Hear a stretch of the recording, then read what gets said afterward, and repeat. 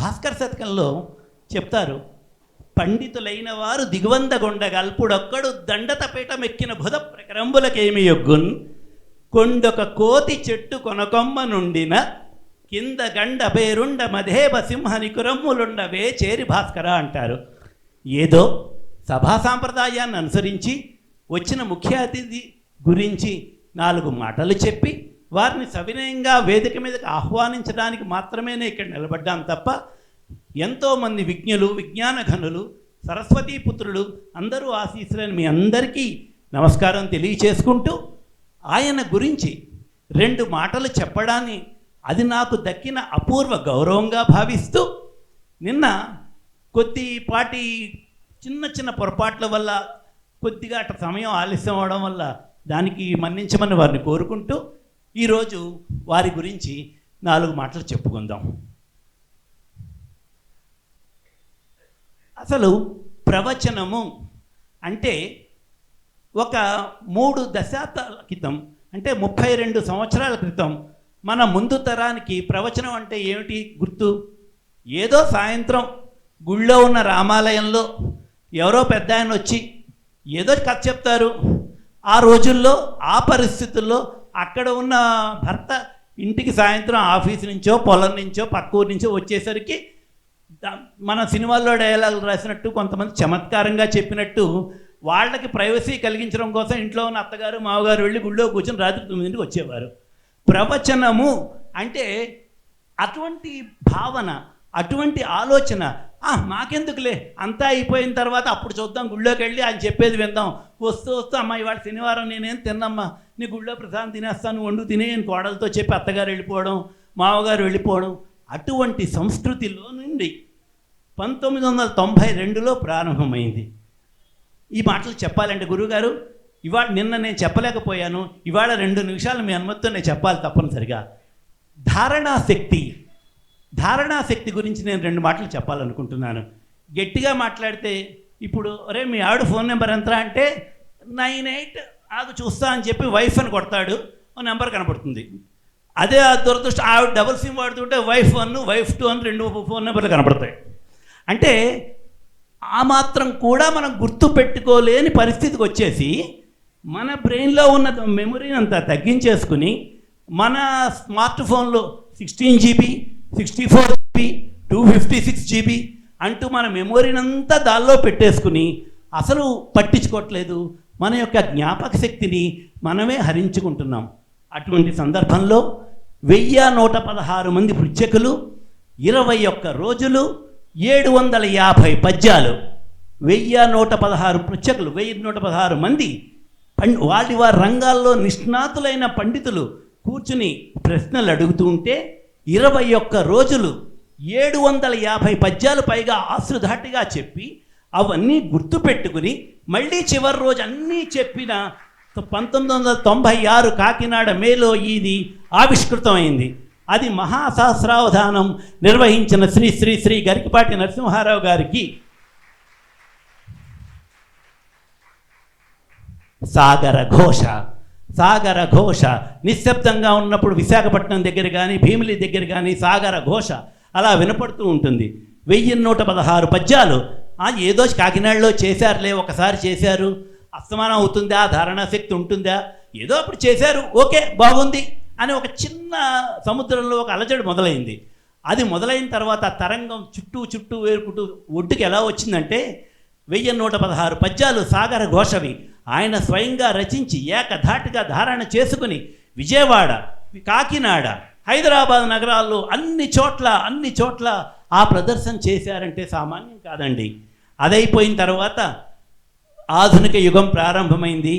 మన మనిషి యొక్క ధారణాశక్తి తగ్గడం ఎప్పుడైతే కంప్యూటర్లు వచ్చాయో అప్పుడు తగ్గడం ప్రారంభించింది. 2001లో మనిషి మేధస్సు డౌన్ అవ్వడము, కంప్యూటర్లు, ఆధునిక టెక్నాలజీ ప్రారంభం పెరుగుతున్న టైంలో కంప్యూటర్లకే సరిసమానంగా నేను మాట్లాడతానని చెప్పి 8 కంప్యూటర్లతో అష్టావధానం నిర్వహించిన మహామహిషి శ్రీ గరికపాటి నరసింహారావు గారు. సరే అది చేశారు. అప్పుడు ఇది ఒక చిన్న చిరుకులా ప్రారంభమయ్యి ఏరులా, సెరయేలులా, సముద్రంలా మారి, ఉప్పెనగా మారి, సునామీగా మారుతున్న సందర్భంలో ఈయన యొక్క ధారణా శక్తి ఏ పాటిది, ఇంత ధారణా శక్తి ఈయనకి ఎలా వచ్చింది అని చెప్పి 2006లో బెంగళూరులోని ఒక ప్రయోగశాలలో మేధో పరీక్షా విధానం జరిగింది. ఆ సిస్టమ్స్ అన్నీ ఆ కంప్యూటర్స్ ద్వారా ఎనలైజ్ చేసి ఈయన యొక్క మేధాశక్తిని ఎనలైజ్ చేసిన తర్వాత వారందరూ చేసింది ఒకటే, మాటలు లేవు, ఏమీ అనుకోలేదు, నిలబడిపోయి సాష్టాంగ ప్రణామం అంతే. ఎందుకంటే ఇంకా అంతకు మించేం లేదు. నిలబడి మానవ మేధస్సుకి, ఆయన ధారణాశక్తికి సాష్టాంగ ప్రణామం చేశారు. ఆధ్యాత్మిక విషయాల్ని ఇప్పుడు వస్తే నేనే ప్రత్యక్ష సాక్షిని. ప్రవచనాలు 60 ఏళ్ళు దాటిన వాళ్ళకి, రిటైర్ అయిపోయిన, అరే రేపు వాడు ప్రవచనం ఉందిరా మా గుళ్ళో, రిటైర్ అయ్యావుగా నువ్వురా అనే స్టేజ్లో ఆర్కే మఠంలో, రామకృష్ణ మఠం, దోమలగూడ రామకృష్ణ మఠంలో ఈయన వివేకానంద జయంతి సందర్భంగా చేసిన ప్రవచనం గురించి, వివేకానందుని సూక్తులు నేను ప్రత్యక్ష సాక్షినండి. 6 గంటలకు ప్రారంభం అవుతుందంటే 4:15కి నేను వెళ్ళిపోయి అక్కడ కూర్చుంటే 6వ రోజులోనో 7వ రోజులోనో నాకు సీటు దొరికింది. అక్కడ వివేకానంద స్వామి సూక్తులు చెప్తూ ఉంటే బీటెక్లు, ఎంటెక్లు, ఎంసీఏలు చదువుతున్న కుర్రలు అందరూ యువతీయులు, 35 ఏళ్ళు ఉన్నవాడు పెద్దవాడు, అక్కడ 35 ఏళ్ళు ఉన్నవాడు చాలా పెద్దవాళ్ళు. అటువంటి విద్యార్థులంతా ఇంత పెద్ద ఆడిటోరియంలో నిలబడిపోయి ఈయన ధారణాశక్తికి ముఖ్యంగా ఎందుకు ఈనాటి యువతరం ఇంతల్లా ఆయన వెనకాల ఫాలో అవుతూ ఆయన ప్రబోధాలను ఎందుకు వింటున్నారు అంటే, ఆధ్యాత్మిక విషయాలకి ఆధునికత జోడీకరిస్తూ సమన్వయం చేస్తూ అత్యాధునిక సమాజానికి అని చెప్పబడుతున్న ఈ సమాజానికి సామాజిక వ్యాఖ్య. నిన్న కూడా మనం గమనించాం, మీకెంత తెలుసో నాకు తెలియదు కానీ నాకు నిన్నటి వరకు కుచేలోపాఖ్యానం అంటే కుచేలుడు అటుకులు పట్టుకెళ్ళి ఇచ్చాడు, అటుకులు ఇచ్చా కృష్ణ పరమాత్మ డబ్బులు ఇచ్చాడు, ధనవంతుడు అంతే. కానీ నిన్న దాని వెనకాల ఉన్న దార్శనికత, దాన్ని ఎలా అన్వయం చేస్తూ ప్రస్తుత సమాజానికి, ఇంత టెన్షన్స్తో బతుకుతున్న మన సమాజానికి ఆయన ఎంత అన్వయం చేస్తూ చెప్పిన తర్వాత నిన్న మేమంతా ఎన్ని విషయాలు తెలిసారా ఇవాళ ఆయన ప్రవచనం వింటేను, కుచేలోపాఖ్యానం వింటేను. అలాగా సామాజిక వ్యాఖ్యకి శ్రీకారం చుట్టిన, ప్రవచన రంగంలో తనకంటూ ముద్ర వేసిన శ్రీ గరికపాటి నరసింహారావు గారిని ఎంతో చెప్పాలని ఉంటుంది, ఏవీ చెప్పలేము. కాబట్టి సమయాన్ని దృష్టిలో పెట్టుకుని మరిన్ని విషయాలు రేపు మాట్లాడుకుందాము. ఈరోజు కార్యక్రమాన్ని ప్రారంభించే ముందు శ్రీమతి రవికుమారి బ్రహ్మానందం గారి చేత ఒక ప్రార్థనా గీతము, ముందుగా వారి దంపతుల్ని మీ అందరి స్టాండింగ్ ఓవేషన్తో శ్రీ గరికపాటి నరసింహారావు గారిని, వారి దంపతులను వేదిక మీదకి సవినయంగా సగౌరవంగా ఆహ్వానించవలసిందిగా కోరుకుంటూ, గురుగారు శ్రీ గరికపాటి నరసింహారావు గారు.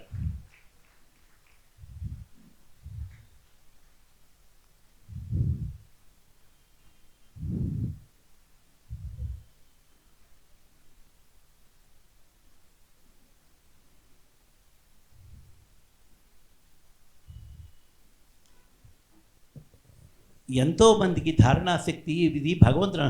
యా దేవి సర్వభూతేషు విద్యారూపేణ సంస్థిత నమస్తస్యే నమస్తస్యే నమస్తస్యే నమో నమః అని సరస్వతీ పుత్రుడికి మనం సవినయంగా నమస్కరించుకుంటూ ఈరోజు ఒక చక్కటి రుక్మిణీ కళ్యాణం ప్రవచనాన్ని వారు ప్రారంభిస్తారు. ప్రార్థనా గీతం అయిన తర్వాత ప్రవచనం ప్రారంభిస్తారు. శ్రీ గురుభ్యో నమః. రామ నమో రామ నమో రామ నమో జయ కృష్ణ నమో రామ నమో రామ నమో రామ నమో జయ కృష్ణ నమో దీనోధరణ రామ నమో దీనోధరణ రామ నమో దీన సంరక్షక కృష్ణ నమో రామ నమో రామ నమో రామ నమో జయ కృష్ణ నమో రఘుకుల నందన రామ నమో యదుకుల నందన కృష్ణ నమో రఘుకుల నందన రామ నమో యదుకుల నందన కృష్ణ నమో రామ నమో రామ నమో రామ నమో జయ కృష్ణ నమో కౌసల్య తనయ రామ నమో యశోదతనయా కృష్ణ నమో రామ నమో రామ నమో రామ నమో జయ కృష్ణ నమో రామ నమో రామ నమో రామ నమో జయ కృష్ణ నమో.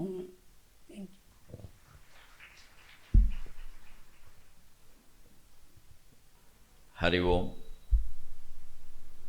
2024 సంవత్సరం జూలై నెల 20వ తేదీ భాగ్యనగరంలోని అహోబిల మఠంలో జరుగుతూ ఉన్న బెమ్మెర పోతనామాత్యుని భాగవతంలోని రుక్మిణీ కళ్యాణ ప్రవచనానికి మీకు అందరికీ హృదయపూర్వకంగా స్వాగతం పలుకుతున్నాం. మాతృదేవోభవ. అమ్మదయన్ గణన్ పలుకులమ్మదయన్ గనినంత ఎల్ల వాక్యములు కైతలేయగును. అమ్మదయన్ గణన్ పలుకులమ్మదయన్ గనినంత ఎల్ల వాక్యములు కైతలేయగును. కన్నులు వెన్నెల తిన్నెలవుచు భావములు నాట్యమాడునిక. నా కన్నులు వెన్నెల తిన్నెలవుచు భావములు నాట్యమాడునిక. పల్కుల తల్లి హృదంతరధ్వనిన్ సొమ్ముగదంచు వారలకు. పల్కుల తల్లి హృదంతరధ్వనిన్ సొమ్ముగదంచు వారలకు. శూన్యములైనను సోనగుచ్చముల్ అమ్మదయంగనన్ పలుకులమ్మదయంగనినంత ఎల్ల వాక్యములు కైతలేయగును. కవిత్వానికి మన పెద్దలు ఎంతోమంది ఇది అని నిర్వచనం చెప్పే ప్రయత్నం చేసినా చెప్పలేకపోయారు. లేదా భగవంతుడిని నిర్వచించడం ఎంత కష్టమో కవిత్వాన్ని నిర్వచించడం అంత కష్టం అన్నారు. ఊరికే శబ్దార్థాలు కవిత్వం అంటే కుదరదు. ప్రతి నిఘంటువులో కూడా శబ్దార్థాలు ఉంటాయి. అది కవిత్వం అవుతుందా? పోనీ రమణీయార్థ ప్రతిపాదక శబ్ద కావ్యం అంటే ఒక శబ్దం కావ్యం అవుతుందా? రమణీయమైన అర్థం ప్రతిపాదిస్తే చాలా. ఇలా రకరకాలు వచ్చాయి. ఇంకా మొత్తం మంది ఏమన్నారు అంటే భగవంతుడు అర్థమైతే కవిత్వం అర్థమవుతాడు. భగవంతుడిని అర్థం చేసుకోవడానికి మనకు అడ్డంగా ఉన్నది ఏమిటంటే మన మనస్సే. ఇది చేసే రకరకాల చర్యల కారణంగా, దీని భావాల కారణంగా ఆత్మస్వరూపుడైనటువంటి భగవంతుడు మనకు అర్థం కాడు. అడ్డంగా ఉన్నది మనస్సు. ఆ మనస్సును తొలగించుకోవలసింది కూడా మనస్సుతోనే, ఇంకో మార్గం లేదు. మనకి సాధన ఎందుకు దెబ్బతింటూ ఉంటుంది అంటే సాధించవలసింది, సాధన చేయవలసింది కూడా ఒకటే. సాధన సాధ్యము రెండు ఒకటే. అదే మనస్సు. సాధించవలసింది దాంతోనే దాన్ని సాధించాలి. అందుకని మనకు అర్థమైపోతుంది. అంటే దాంతోనే దాన్ని సాధించడం అంటే అర్థం ఏమిటంటే మొత్తం మూసేసుకోవడమే, వేరే మార్గం లేదు. ఇంకా అసలు అది ఆలోచించకుండానే చేయడమే. ఆలోచన వస్తుంటేనే ఆపేయాలి. ఎక్కడ ఆలోచన అక్కడ త్రుంచేయండి అంటాడు జిడ్డు కృష్ణమూర్తి గారు. వచ్చిన ఆలోచన వచ్చినట్లు తుంచేయండి. ఏమిటి ఆలోచిస్తారు? జరుగుతోంది కదా, జరుగుతుంది, ఇంకేమిటి. మనం ఆలోచిస్తున్నాము అంటే ఏదైనా అదేదో మనకు అనుకూలంగానో ఏదో జరగాలని ఆలోచిస్తున్నాం. ఇంకొకళ్ళు ప్రతికూలంగా ఆలోచిస్తారు, వెంటనే రాగద్వేషాలు వస్తాయి. దీనికి మొత్తానికి పరిష్కారం ఏమిటి అంటే ఆత్మస్వరూపుడైనటువంటి భగవంతుడి మీదే ఆ మనస్సును లగ్నం చేస్తే అది ఆయన నుంచే వచ్చినటువంటి ఒక మాయ కాబట్టి ఆ మాయతోనే ఆయన్ని మనం సేవిస్తే ఖచ్చితంగా ఆ మాయ రద్దు అయిపోతుంది. దీనికి భగవద్గీతే ప్రమాణం. 4వ అధ్యాయంలో పరమాత్మ స్పష్టంగా చెబుతున్నాడు జ్ఞానయోగంలో. దైవీ శేషానుగుణమయీ మమ మాయా దురత్యయా మామేవయే ప్రపద్యంతే మాయామేషాం తరంతి తే. 7వ అధ్యాయంలో ఉంటుంది ఇది విజ్ఞానయోగంలో. దైవీ శేషా గుణమయీ మమ మామేవయే ప్రపద్యంతే మాయామేతాం తరంతి తే. దైవీమయమైన మాయిది నీ మనస్సు నీకుంది. మొత్తం సృష్టి అంతా ఉన్నది సమిష్టి మనస్సు, అంతకంటే ఏం లేదు. మన జీవితాన్ని మన మనస్సు మన ఆలోచనలు నిర్మాణం చేస్తే ఈ దేశం మొత్తాన్ని, ఈ సృష్టి మొత్తాన్ని అందరి ఆలోచనలు కలిపి నిర్మాణం చేసి, అంతకంటే ఉంది వ్యష్టి మనస్సు సమష్టి మనస్సు, అంతకంటే ఒక ధాన్యపు గింజ ఓ బస్తా ధాన్యపు రాశి, ఇంతకంటే తేడా ఏం లేదు వ్యష్టికి సమష్టికి. జీవుడికి దేవుడికి కూడా అంతే. జీవుడు అంటే ఒక వంకాయ, దేవుడు అంటే మొత్తం వంకాయల పాదు, వంకాయల తోట, అంతకంటే ఏం లేదు. ఇది వంకాయ అది వంకాయే, అంతకంటే ఏమి లేదు, తేడా ఏమి లేదు. మళ్ళీ దీంట్లో విశిష్టత అశిష్టత ఏమి ఉండవు. ఇంకా జీవుడు దేవుడు పరిపూర్ణంగా ఒకటే. ఆ పరిపూర్ణంగా ఒకటే కాదని మనం ఎందుకు అనుకుంటున్నాడు? మధ్యలో ఉన్న మనస్సు ఆ పని చేస్తుంది. మధ్యలో నేను ఉన్నాను రా, నువ్వు వేరురా, నువ్వు కొన్ని సాధించాలరా, నీకు కొన్ని ఆశలు ఉండాలరా అని రెచ్చగొట్టేస్తుంది. ఇది దానికి బలైపోతున్నాం మనం. దానికి పరిష్కారమే భక్తి, జ్ఞానము, వైరాగ్యం. ఆ మూడింటిని ఒక అత్యుత్తమమైన స్త్రీ పాత్ర ద్వారా మనం ఈ 2 రోజుల్లో రుక్మిణీ కళ్యాణ ప్రవచనం ద్వారా నేర్చుకోబోతూ ఉన్నాం. ఆ స్త్రీ పాత్ర లక్ష్మీదేవి అంశగా జన్మించిన మహాసాధ్వి రుక్మిణీదేవి. అందుకే శ్రీకృష్ణ కళ్యాణం ఎక్కడైనా చేస్తే మొహమాటం లేకుండా చెబుతున్నా, వాళ్ళనే వీళ్ళనే ప్రియురాళ్ళని పెట్టి చేయకూడదు. రుక్మిణీ కళ్యాణమే చెయ్యాలి ఖచ్చితంగా. కృష్ణుడి భార్య అంటే రుక్మిణి. ఇంకా ఓపుకుంటే 7 ఉన్నారు, పర్వాలేదు. శాస్త్రీయమైన పద్ధతిలో వివాహం చేసుకున్న వాళ్ళు సత్యభామ, నాగ్నజితి, కాళింది మొదలైన వాళ్ళు, భద్ర, సులక్షణ ఉన్నారు హాయిగా. వీళ్ళు తప్పితే ఇక వేరే కళ్యాణాలు ఏవో చేసేసి అవన్నీ కృష్ణ కళ్యాణం అంటే నమ్మడానికి వీల్లేదు. మన సంప్రదాయం ప్రకారం శాస్త్రీయంగా వివాహం అయితేనే భార్య. ఆవిడంటే నాకు ఇష్టం, ఈయనంటే నాకు ఇష్టం, ఈ వ్యవహారాలు కుదరవు ఇక్కడ. అంచేత కృష్ణుడి భార్య ఎవరంటే శాస్త్రీయంగా రుక్మిణి. ఆ రుక్మిణి కూడా కృష్ణుడిని ఆశ్రయించిన విధానంలో ప్రేమంతా ఉంది, సందేశం అంతా ఉంది. ఏమి ఇబ్బంది లేదు, దానికేమి ఇబ్బంది లేదు. కానీ ఎంత ప్రేమించుకున్నా శాస్త్రీయంగా వివాహం చేసుకోవలసిందే. దానికి తల్లిదండ్రులు అంగీకరించవలసిందే. అంగీకరించే వరకు ఆగవలసిందే. ఈవేళ ఆధునిక యువతరమైనా సరే ఎక్కడో ముడెట్టుకుని వచ్చేస్తే తర్వాత వాళ్ళ పాటలు వాళ్ళు పడాలి. ఎవడో బాధ్యత వహించడు ఇక్కడ. మళ్ళీ తర్వాత గర్భం ధరించేసరికి మాత్రం మమ్మీ అని ఫోన్లు చేయకూడదు ఇక్కడ. అయిపోయింది కదా, మమ్మీకి ఇష్టం లేని పెళ్లి చేసుకున్నావు కదా, నోరు మోసి కూర్చో, నీ పాటలు నువ్వే పడు. నొప్పి వచ్చేసరికి మమ్మీ కావాలా? మమ్మీని ఎంత నొప్పి పెట్టాం మనం ఇక్కడ? ఆవిడకి ఇష్టమైన పెళ్ళి చేసుకున్నావో వద్దంటే చేసుకున్నావు పరిగెట్టుకుని. పిల్లల్ని పెద్దవాళ్ళు అర్థం చేసుకోవాలి. బొడ్డుడని వాళ్ళందరినీ పెద్దవాళ్ళు అర్థం చేసుకుంటారు. పెద్దవాళ్ళని అర్థం చేసుకునేవాడు వాళ్ళు లేడు ఇక్కడ. పోనీ వీళ్ళు ఏమైనా కలకాలం ఉంటారంటే లేదయ్యా. ఇవాళ పత్రికలు మీరు చూసే ఉంటారు, ఒక రోజుకి 10 విడాకులు అవుతున్నాయటమ్మా. ఒక్క హైదరాబాదులో లోక్ అదాలత్ ద్వారా రోజుకి 10 అప్లికేషన్లు వస్తున్నాయి. ఏడాది తిరిగేసరికి 3000 పైనే. ఇవాళ పత్రికలు వచ్చిన వార్త. రుక్మిణీ కళ్యాణానికి సరిపోయే వార్త వచ్చిందిరా అనుకున్నాను నేను చూసి. మరి రుక్మిణీ కళ్యాణం అయితే పెళ్ళి అవుతుంది కదా, పెళ్ళి అవ్వడం సమస్య కాదు, ఇవాళ కలిసి ఉండడం సమస్య.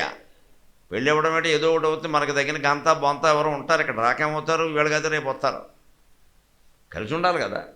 అంటే రుక్మిణీ కళ్యాణం అయితే వింటే పెళ్ళి అవుతుందో లేదో నేను చెప్పలేదు, కానీ కాపురాలు విడిపోకుండా ఉండడానికి రుక్మిణీ కళ్యాణం చాలా ఉపయోగపడుతుంది. ఆ ప్రేమ, అనుబంధం, ఆ శాస్త్రీయత, ఆ వివాహం, ఆ పద్ధతి అన్నీ ఉంటే అందులో కృష్ణుని కులం క్షత్రియ కులం. క్షత్రియ కులానికి ఏ ఆచారం తగిందో వారు దాన్నే పాటించారు. ఏ కులం వాళ్ళు ఆచారాలు పాటించండి, ఎందుకు వదిలిపెట్టాలి? ఆ క్షత్రియ కుల పద్ధతిలోనే ఆవిడ సందేశాన్ని పంపించారు. విదేహ సామ్రాజ్యాన్ని కుండినపురం రాజధానిగా భీష్మకుడు అనే మహారాజు పరిపాలిస్తున్నాడు. దాన్ని విదర్భ రాజ్యం అని కూడా అంటారు.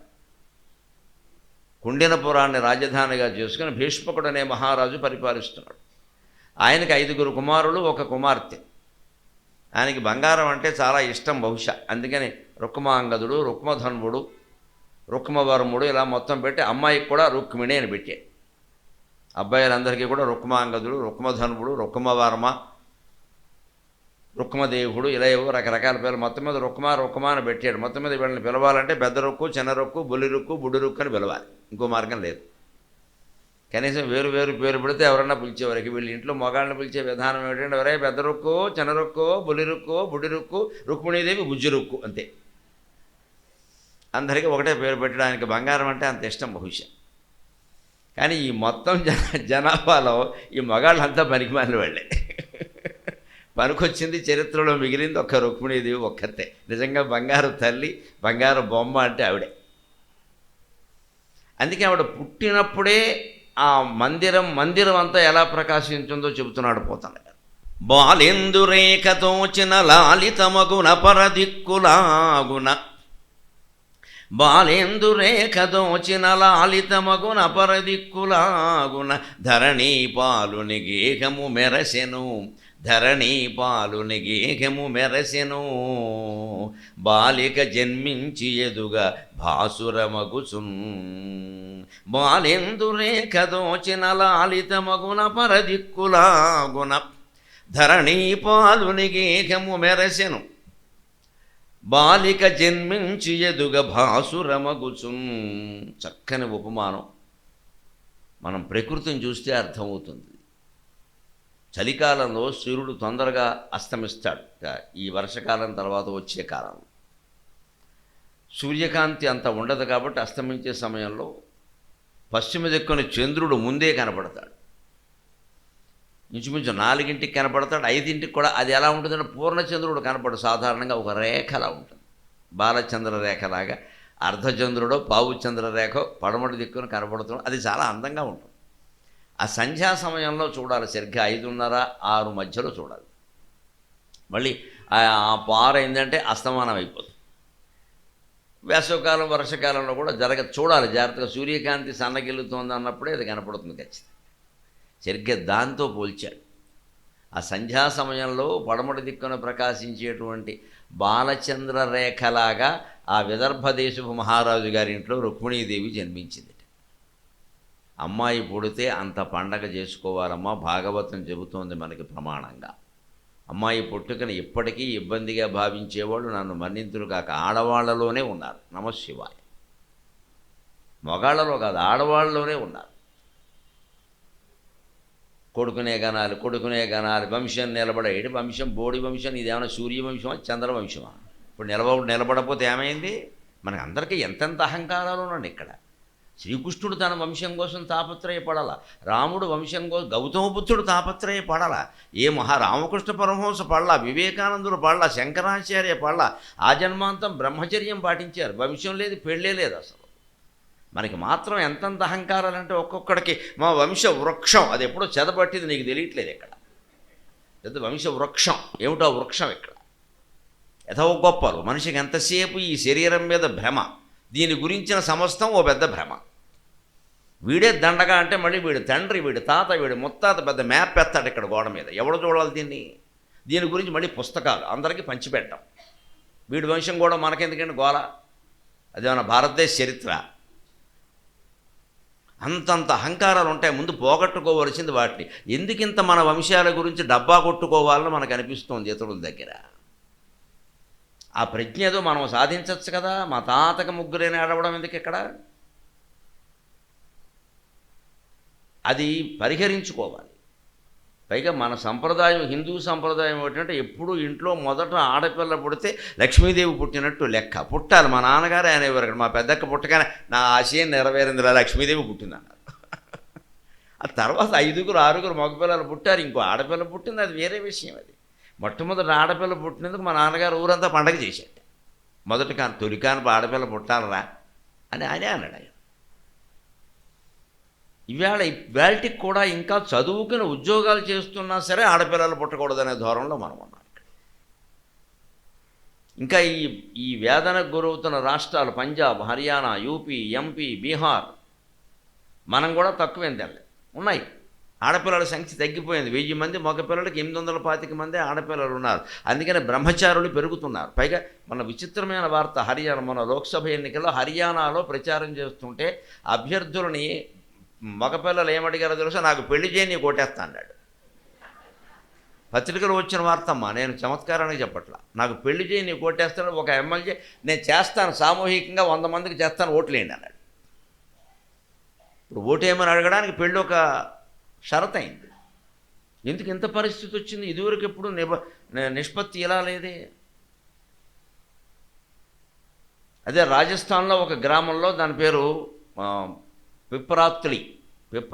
నాకు గుర్తుండడం కోసం ఏం చేశారంటే, మా పశ్చిమ గోదావరి జిల్లాలో పిప్రా, అత్తిలి అని 2 ఉన్నాయి. ఆ 2 కలిపితే ఇది అవుతుందిలే అనుకున్నాను. పిప్రాత్లి అని ఒక గ్రామం. దాని సర్పంచ్ అక్కడ ఆడపిల్లలు పుడితే చంపేస్తున్నారని, గర్భంలోనే చంపుతున్నారని, ఆడపిల్ల పుట్టగానే ఆడపిల్లని గౌరవించి పండగ చేయడంతో పాటుగా 111 మొక్కలు నాటాలని పెట్టాడు. 111 ఎందుకంటే వాళ్ళ దగ్గర మొత్తం గనులన్నీ దొలిచేసి మొత్తం కొండలన్నీ దొలిచేసారు గనుల కోసం రకరకాల కొండలు దొలిచేస్తే కొండలు కూలిపోయాయి. కొండలు కూలిపోతే వర్షాలు ఉండవు. మేఘాలను అడ్డుకుని వర్షాలు కురిపించేది కొండలే. కొండలను కొండలలాగే ఉండాలి. మన గుండెలు ఎంత ముఖ్యమో మన శరీరానికి సృష్టికి కొండలు అంత ముఖ్యం. కొండను కొండలాగే కాపాడాలి. కింద పైన దొలిచేస్తే అలాగా ఎక్కడ దొలిచేస్తారో అన్న భయంతోనే మన హిందూ దేవతలు కొంతమంది కొండల మీద మకాం పెట్టారు. కనీసం మమ్మల్ని అయినా బతకనీడరా. వెంకటేశ్వర స్వామి, అన్నవరం, సింహాచలం వీళ్ళందరూ కొండ మీద కనకదుర్గాదేవి ఎందుకంటే కానీ ఈ కొండ ఊరుకొని అయినా ఇది నా కొండ, బంగారు కొండ, నువ్వు పక్కకి వెళ్ళి చంపేకి ఇక్కడ దేవుడు లేకపోతే ఆ కొండ కూడా దొలిచి పారేస్తారు.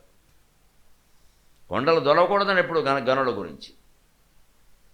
అందువల్ల కొండలన్నీ కూలిపోతున్నాయి. వర్షాలు లేవు.